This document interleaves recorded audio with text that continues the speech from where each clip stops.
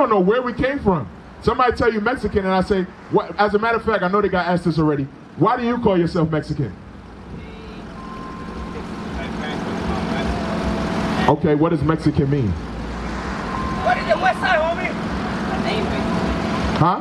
Name. What is the West Side connected? Well, what does it mean? That's the problem. We call ourselves things and we don't know what they mean. You see how crazy that is? Why would we call ourselves something we don't even know what it means? Really think about that. You walk around saying, I'm Mexican, right? La raza, right? Mexican, you don't know what it means. That's crazy. Read it again. Verse 61. Give me verse 37. 37 here. Look at this in the Bible, right? So you don't even know what your name means that you're calling yourself, right? Issachar in the Bible, that's a mighty name, and we're going to go to why you all are Issachar. Watch. You're going to nod your head and be like, I understand that. God gave you a name that fits your characteristics. You call yourself Mexican, it has nothing to do with who you are. Read that. This is the book of Deuteronomy, chapter 28 and verse 37. And thou shalt become an astonishment, a proverb, and a byword among all nations, whether the Lord shall lead thee. God said everywhere you go, you will become an astonishment, a proverb, and the last one is what I wanted, a byword. A byword means any word outside your God-given name. If God called you Issachar and you call yourself Mexican, that's outside of your true name. You are bywords because you walk around and call yourselves Mexican. You're not Mexican. You're Israelite from the tribe of Issachar. Give me Genesis 49. Now let's look at the characteristics of Issachar. Let's see if you all fit them. Let's see if you all fit them.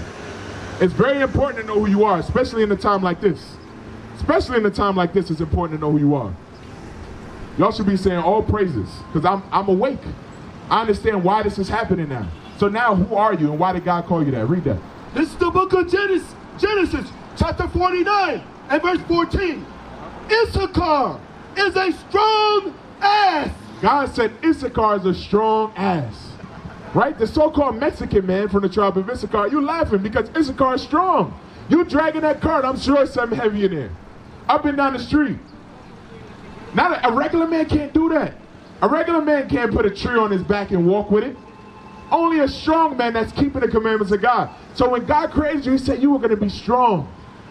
You were going to be a very strong man. And that's why right now, the so-called white man, he takes you and puts you in the field because he understands your characteristics. He says they can last out there all day because they're stronger than me. Right. They way stronger than me. I can't get out here and do it. If I do it, I'm going to get skin cancer. I'm going to die of heat. I'm not going to be able to pick up what they can pick up. I can't work the same hours they can work. I can't deal with their oppression. I'm not as strong as them. They know who you are. Read it again. Issachar is a strong ass, crouching down between two burdens. Now, two burdens, right? Mexico, where it's geographically located on the map, is between South America, right? And between North America. Right. Both of them are burdened. You don't want to go into South America. That's not where the caravan is going. The caravan didn't leave Mexico and say, let's go deeper into South America. They're trying to come this way. But when they get to the border, what happens? Chained up, right? And basically in concentration camps. God said that's what would happen to the so-called Mexican man. They will be between two burdens. No matter which direction they try to go in, they would still be oppressed. Read. And he saw that rest was good. Now, Issachar would see that rest was good. Now, what is it? Romel, what does the so-called Mexican man do in the middle of the day? What do they do? And maybe not now, but in the past. Farm? Farm, but there's a specific time when they stop farming. What is that called? Siesta. There you go. You see how that was easy? Issachar would take siestas. Everybody else on the sign, we never stopped working in the middle of the day and said, I'm going to take a siesta. You all did that. The Bible is identifying who you are. Read it again. And he saw that rest was good. That's what you all did. So in the middle of the day, you said, man, I work really hard. I'm going to go lay down and I'll get up and work hard later. God is identifying your characteristics before you even did it. Before you even did it. Read. And the land that was pleasant and bowed his shoulders to bear and became a servant unto tribute. And you saw that the land was pleasant. When you came here, you said, I want the most beautiful part. There's a reason that the so-called Mexican man is not in New York City freezing his behind off. It's because God said you would see the land and you would pick the most pleasant part. Right? And now you're in what they call California, which is sunny. Right? It's sunny. It's nice. It's like 70 degrees. The Lord said you would dwell where it was most pleasant. That's who you all are. Read. That it was most pleasant for men. That it was pleasant and bowed his shoulders to bear and became a servant unto tribute. So he said you would buy your shoulder to bear, meaning to carry. And now you become a servant unto tribute. So today, the so-called Mexican man is an oppression. He's bowed down and he pays taxes and is paying to the so-called white man in order to live in the land that's his. That's the problem. What y'all got to understand, Deuteronomy 7:6, this is what y'all got to understand. Who you all are is greater than anything on the planet. That's what you have to understand. Who you are is greater than anything on the planet. But you don't just get to be great by saying you're great. What's your favorite sport? You got a favorite sport? Tennis. Tennis. Okay, who's the best in tennis? Venus, Martina. Okay. Okay, Venus or Martina. Now let me ask you. In order for them to become the best, what do they have to do? Sacrifice their youth, even their time. Their time. And love the game. Love the game. Okay.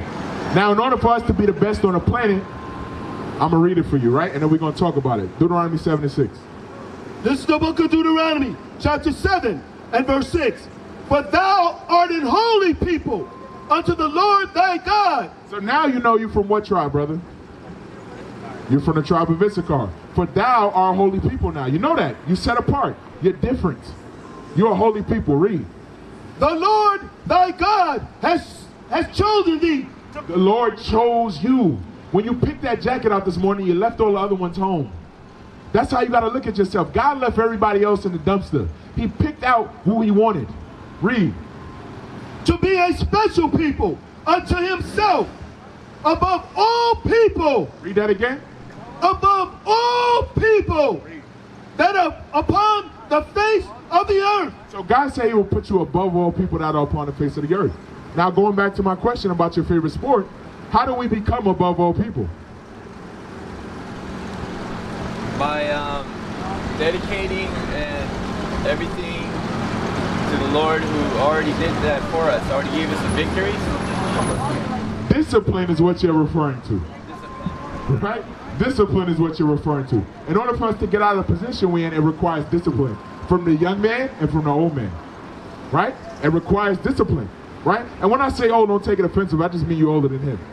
Right? That's all it is. Right? So discipline is required in order for you to be on top. You can't just say you're on top. You have to discipline yourselves. You have to discipline your children. You have to discipline your community. That's how you get on top. Wisdom of Solomon 6 and 15. I think that's what I want. The book of Wisdom of Solomon 6 and 17. For the very true beginning of her is the desire of discipline, and the care of discipline is love. So the very true beginning of wisdom is the desire of discipline. Our people don't desire to be disciplined. We want to do whatever we want to do. God said you have to desire discipline in order to be on top. In order to get back your rightful place, you have to desire, when I wake up, I'm going to keep the commandments of God. I'm going to make sure my house is in order. I'm going to make sure my kids doing things right. I'm going to make sure I'm doing things right first and foremost.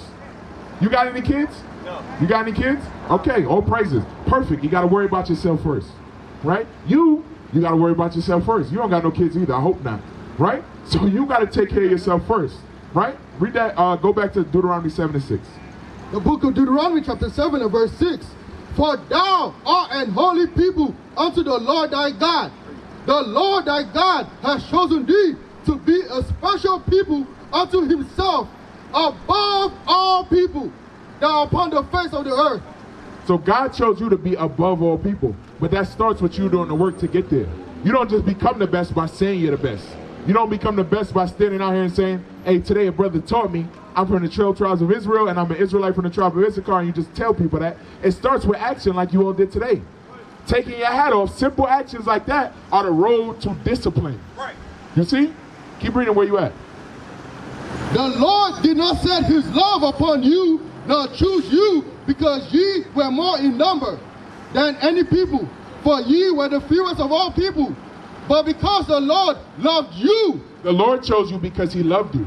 Now you got to look at that and take that with honor and say, if the Lord loved me enough to punish me, to put me in this position just for me to wake up, I got to appreciate that. Because you know what? Your parents did the same thing. Your parents did the same thing. They punished you in order to course correct you. So God, you found out today, God has only put you in oppression in order to course correct you.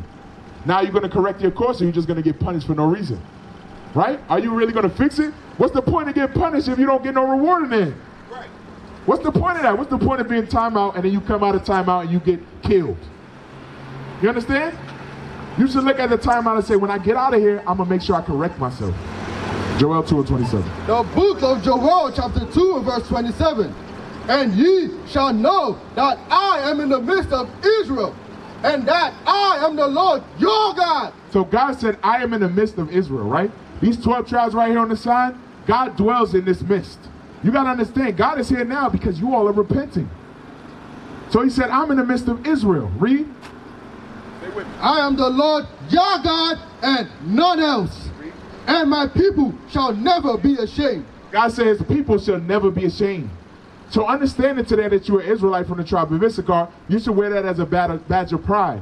But you don't just wear that badge of pride and saying it, you do things. You go in here like we talked about and you read and you figure out what's my next steps.